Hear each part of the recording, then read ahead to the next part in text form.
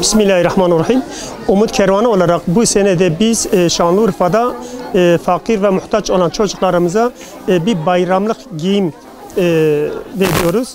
Bu sene de inşallah burada yüzlerce çocuğa biz bayramlık vereceğiz. Bu çocukların yüzü gülsün, tebessüm etsinler diye biz yüzlerce çocuğu mağazamıza çağırdık.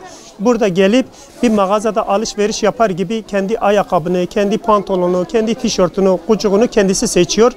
Bu da bizi sevindiriyor. Hem çocuk seviyor hem biz seviniyoruz. Bu vesile ile bize katkıda bulunan hayır sahiplerden Allah razı olsun. Kendilerine teşekkür ediyoruz. Diğer hayır sahipleri de çağrımız şudur. Gelip burada bu çocuğun tebessümüne ortak olmak istiyorlarsa, bu tebessümü görmek istiyorlarsa onlar da bize destek versinler. Biz bu sayıyı yüzlercesini, binlercesine çıkarabiliriz.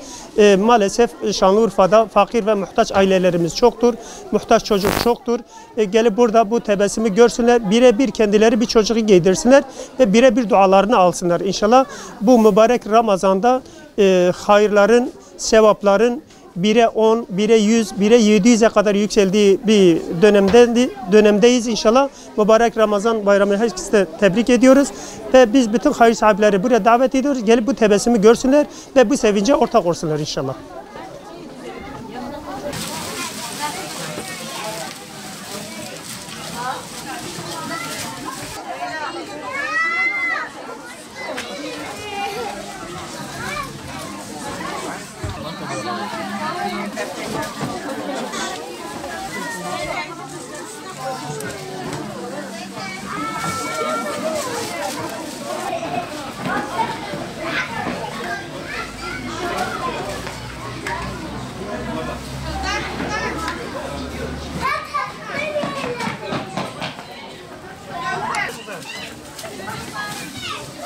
Bak burada ne var?